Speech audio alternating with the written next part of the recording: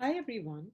In this presentation today, I'm going to try to answer the most frequently asked questions on homeopathy.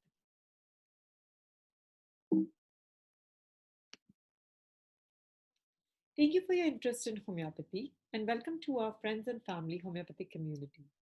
I've been practicing homeopathy since 1994 and I have a special love for homeopathy.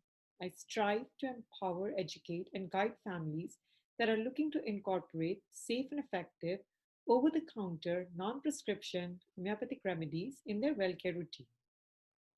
All material provided this presentation is for educational purposes only and is not intended as a substitute for a physician's consultation. Always seek the advice of your physician or other qualified healthcare provider with any questions you may have regarding a medical condition. Always consult a qualified physician prior to taking any remedies, medications, or supplements. A little bit about me. So, I have a bachelor's degree in homeopathy from Mumbai University in India. And in the US, I'm both certified by the Council for Homeopathic Certification as a CCH, which is a Certified Classical Homeopath. And I'm registered with NASH, which is the North American Society of Homeopaths. And I'm a lifetime member of the National Center for Homeopathy. I am a homeopath, not an MD, and therefore families must retain services of a primary care physician for appropriate evaluations, diagnostics, checkups, referrals to any specialists if needed. My relationship with families that come to me for guidance is that of an educator, not of a prescriber. And it's your choice to use or not use the information that I give you.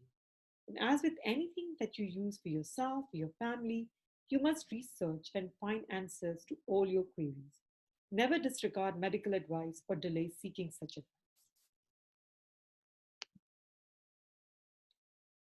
So, what are the frequently asked questions on homeopathy? What is homeopathy? Where are the remedies sourced from? How are they prepared? Are they safe? How should the remedies be administered? How should these homeopathic remedies be stored? How is homeopathy different from allopathy or modern medicine? Do I need to stop taking prescription medications if I'm taking homeopathy? Where can I learn more about homeopathy? So I'm going to try to answer all of these questions as best as I can today. Let's start with what is homeopathy. Homeopathy is a holistic system of medicine that safely and effectively treats everyday ailments as well as acute and chronic symptoms of the body and mind by stimulating the body's own self healing abilities. This system of medicine is over 200 years old and was founded by a German physician, Dr. Samuel Hahnemann. Homeopathy is based on the law of similars, which means that a remedy that can produce symptoms in a healthy person can also cure those same symptoms when manifested by a person in a diseased state.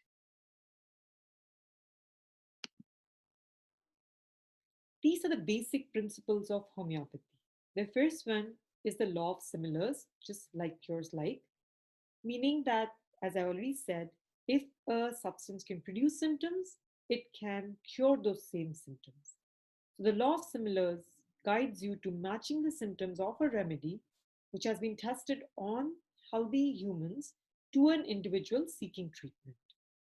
The law of minimum dose, which determines the least amount of remedy needed to effect the needed change. Totality of symptoms, matching the complete symptom profile of the person that needs help to the symptom profile of the remedy. So, not just the physical symptoms, but we're also looking at their emotional state, we are also looking at their constitution, we're looking at the whole picture. Single remedy. So, the administration of one remedy at one time. Less is more. This is a quote by Mahatma Gandhi. Homeopathy cures a larger percentage of cases than any other form of treatment and is beyond doubt safer and more economical. Are homeopathic remedies safe? Yes. Homeopathic remedies are safe, inexpensive, non toxic, they're easily available over the counter, non prescription, at most health food stores. They can be administered to babies, pregnant women, as well as the elderly under the supervision of a qualified homeopath. There are no side effects when a carefully chosen remedy is administered in the right potency and right dosage. They cost $5 to $10. They're easily available over the counter at most health food stores like Whole Foods, Mrs. Green's, Vitamin Shop, or they can also be ordered online. Where are homeopathic remedies sourced from? Homeopathic remedies are derived from natural substances that come from plants, minerals, animals, as well as nosodes, which is diseased tissue, sarcodes, which is healthy tissue. They are so highly diluted that not a single molecule of the original natural substance remains in potencies which are higher than 12C and 24X. Sources of some commonly used and well-known homeopathic remedies. Plant sources, you have aconite, which is an amazing remedy to nip illnesses in the bud. Allium cepa, which is like our onion. Arnica montana, leopard's bane, is the most well-known homeopathic remedy for all injuries, bruises, for pain. You have belladonna, again a very well-known remedy for fevers and pain. Jalsamium, the yellow jasmine, hydrastis, golden seal, chamomilla. I don't think there's any mom that hasn't heard of chamomilla. It's like one of the top leading remedies for teething troubles in babies. Cardus marinus, which is the milk thistle, hypericum, St. John's wort. It's indispensable, this remedy for uh, issues related to nerves. Ledum pal, which is the wild rosemary. It's my go-to remedy for any punctures, any bug bites, the first one I think of. Naxwamika, again, it's a remedy which is you can't do without for any kind of digestive troubles due to dietary indiscretions. Pulsatilla, the windflower, Sambucus niger, which is the black elderberry. It's been used since forever. And so you have a homeopathic potentized version of it, which is amazing for coughs which come on lying down in children that get very congested when they lie down. Taraxacum, which comes from the wild dandelion, the verbascum, which is very good for ear pain, and it's sourced from flowers of verbascum or mullein. So you can see that the sources of homeopathic remedy are very vast. We get them from plants, minerals, animal extracts, and I said before, also from diseased tissue as well as from healthy tissue. And now they are making remedies from chocolate. They have made remedies from music, getting a sense of a particular raga. So, the research in finding new sources for homeopathic energetic remedies continues. These are some of the animal sources, mineral sources, and nosodes and sarcodes. So for animal sources, Apis mellifica, it's sourced from the honeybee. It's a top remedy for any allergies. You have Asteria rubens, which is from the starfish. Buforana, just comes from the common toad. Cantharis, Spanish fly. This remedy is very, very valuable in UTIs, burns. You have lachesis, which is from the Surugugu snake poison. I've used it for a lot of menopausal complaints. Oscillococcinum, which I think everybody has heard of the remedy but find it difficult to pronounce. Oscillococcinum is great for as a flu preventative, as well as it can nip the flu in the bud if you have been exposed to someone that was sick. Then you have sepia, the cuttlefish, Spongia tosta, the common sponge. This remedy will stop a dry hacking cough in its tracks. Some of the remedies from mineral sources are sulfur, phytis, silesia, pepper sulph. Pepper sulph works amazing for that loose throaty cough with where you can hear the phlegm in the throat. Arsenicum alb, food poisoning, exposure to any chemicals, exposure to a sick person. I love arsenicum alb. Then you have aura metallicum, gold, argentum metallicum, sourced from silver, calcarea carb from the oyster shell, natrum mure, which is your common salt. You have nosodes like carcinosin, influenzinum, serinum, tuberculinum, medorinum, syphilinum. And then the sarcodes, which are sourced from healthy tissue like thyroidinum, parotidinum, cholesterinum. So, how are these homeopathic remedies prepared? The process by which homeopathic potencies are prepared is called potentization, and liquid substances are potentized by succussion, where solid substances by trituration. And this is done by diluting the source substance in a series of steps.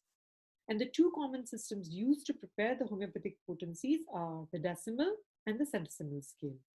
Homeopathic remedies are highly diluted, and as I said before, not a single molecule of that original natural substance remains in potencies that are higher than 12C or 24X. And these remedies are available in liquid, pellet, as well as tablet form. And the commonest potencies that you'll find in the store are 6X, 12X, 6C, 12C, 30C, 200C. And I'm going to go over briefly how a potency is prepared. So I'm going to show you how a C potency is prepared. So you take the natural substance and make a mother tincture once you've got the substance that you want to make the liquid potency from by succussion. So you take one part of that mother tincture of the source substance and you take 99 parts of your vehicle substance, in this case it's alcohol, and it's shaken in a way that now you get the 1C potency. So if you want to make the 2C potency, you would take one part of 1C, 99 parts of alcohol, shake it or succus it to potentize it to 3C. If you take one part of 3C, 99 parts of the alcohol, and again succus it, which is shake it in a certain way, you would get the 4C. And similarly, you can go all the way to 30C, 200C, 1M, which is the 1000 potency. So the more dilute a remedy is, the more times it has been succussed, the higher its potency and the less of the source substance it has.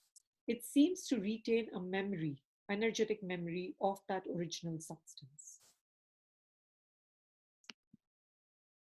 What is the right potency and the right dosage of a remedy?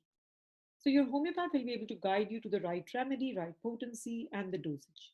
Chronic diseases are usually treated with infrequent repetitions of high potency of a deep acting constitutional or state remedy, whereas acute conditions are treated with frequent repetitions of low potencies. Sensitivity of the individual plays an important role in selection of remedy and potency. The more dilute a potency, the higher it is considered to be energetically, and the less it will need to be repeated. So here are the remedies from the pharmacy that I have been using for 26 years and counting, which is Roy & Company. You can see some of my most loved remedies that I can't do without. You have Heperself, Aconite, Vomica, Natrum Mur, Mercsol, Diascoria. So Roy & Company has been around for 130 years plus, and they make the remedies the old school way. So you have the pellets, which are made from cane sugar, which is the vehicle for the remedy, and the dilution is put on those pellets. That's why all the pellets look the same, but the dilution that goes in each of the pellets is different. So the dilution is of the remedy, while the pellets are all the same. So they are sourced from cane sugar. They're sweet to taste, so it's easy to give even children. Children take these remedies happily. And they respond also very quickly to them.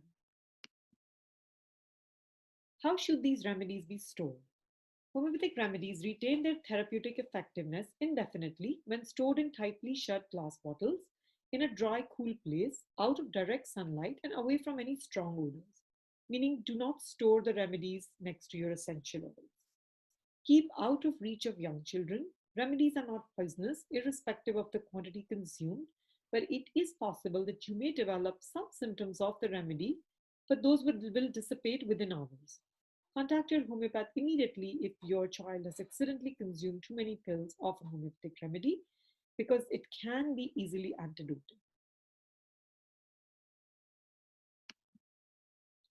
How should homeopathic remedies be administered? It's very easy. They are very palatable, they're sweet to taste, they're best taken orally on a neutral mouth, which has no lingering taste in it. Any food or drink should be avoided for at least 15 minutes before and after taking the homeopathic remedy. It's all right to drink water before you take the remedy, but avoid even water for at least 15 minutes after you've taken the remedy. Let it do its thing.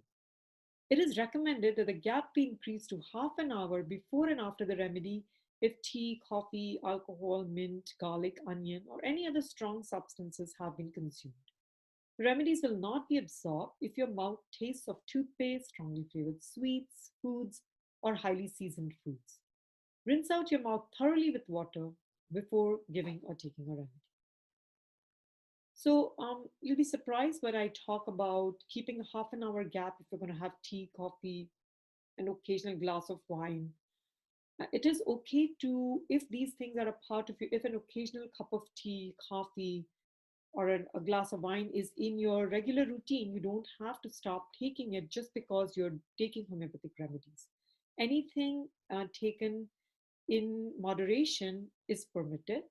Only thing is, don't take it right when you're taking the remedy. Keep a gap of at least half an hour. But if you know that there is a food or a drink that makes you sick or bothers you, obviously you want to try to slowly and steadily reduce it to where you're not taking too much of it.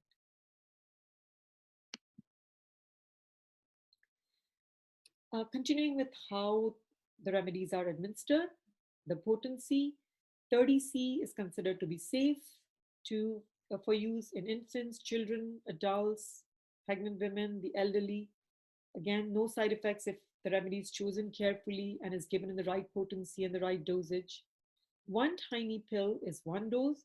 The whole bottle, whole vial is taken at one time. It's also considered as one dose. It's the number of times the remedy is given, not the number of pills that is important. And I can do an analogy with getting an electric shock. If, God forbid, you were to put one finger into the socket, you would still get the same amount of shock as if you were adventurous enough to want to put all 10 fingers in that socket. So the number of pills do not matter, it's the number of times you take it. So one can start by giving 1 to 3 doses in an acute situation, 5 to 30 minutes apart on that neutral clean mouth, and then decrease the frequency, giving a dose every 1 to 4 hours as better, tapering to maybe twice a day, once a day, and stopping as symptoms are improving. And your homeopath will be able to guide you also to the right remedy and the right dosage. How is homeopathy different from allopathy or traditional Western medicine? Man has used plants, barks, herbs to fight illness through the ages. Allopathy or modern medicine is based on a principle of administering chemical substances that produce the opposite effects of the symptoms of the disease. So, a lot of these medicines work against the body and provide only symptomatic relief, which sometimes we do need. So, I'm not saying that we don't need to use those medicines, but we don't need to use them first. We can try natural remedies before we resort to the chemical drugs. For example, acidity and heartburn are treated with antacids, pain, fever treated with anti-inflammatory drugs, allergies are treated with antihistamines, constipation is treated with laxatives, and if all else fails, steroids are used. Allopathic medicine is indispensable in an emergency situation, and it must not be misused or overused in everyday complaints, as well as ailments which can be easily corrected by changes in diet and lifestyle. Homeopathic remedies assist in the body's own healing mechanisms. They act as a powerful stimuli when administered in tiny doses to the body's own healing capacity so that it corrects the imbalances and weaknesses that cause the body to fall prey to the disease to begin with. So, for example, instead of having to depend on antacids and laxatives for daily symptomatic relief, the carefully selected homeopathic remedy will address and correct the root cause of the acidity and the constipation.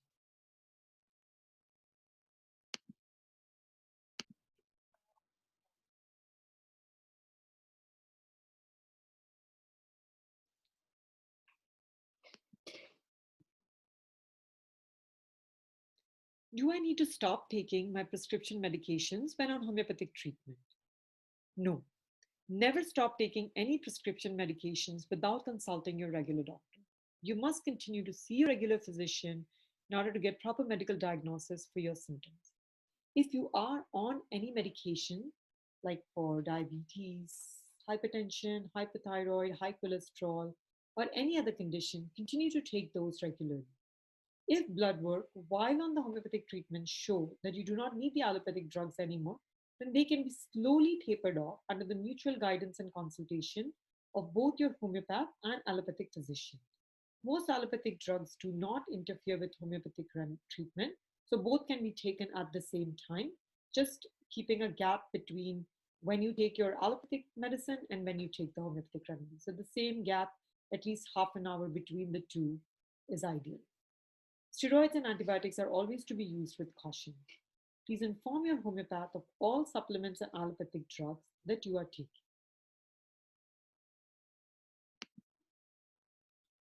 Start by building a basic home kit. So you can invest in this Helios 18 Remedy mini kit that comes with a booklet that tells you all the indications of the remedy. You can get a basic book like this one. This is Homeopathic Medicine at Home, Natural Remedies for Everyday Ailments and Minor Injuries. This is a great place to start if you're completely new to homeopathy. How can I learn more about homeopathy? There are links on my website and blog, and there's a treasure trove of free information on the internet. Join a local homeopathic study group. Attend a workshop. Ask questions. Be an informed patient. Take control of your and your family's health. Like the National Center for Homeopathy's Facebook page, like my Think Homeopathy First Facebook page. You can also join my hashtag #Think Homeopathy First closed Facebook group by supporting the National Center for Homeopathy with your membership. You can email me at yashi@yahoo.com for the NCH discount code. Here are some of the websites I trust. The first one is the National Center for Homeopathy's website. It's homeopathycenter.org. Then www.mirandacastro.com. She's amazing. Remedyseeker.com. That's Mary Espinwal's site. Again, Mary also has a free #newbie course, which you can enroll in and learn more basics beyond what I gave you in this workshop. The link is below. It's homeopathyworld.com/membership/H1061. And I'll put this link in the description below as well.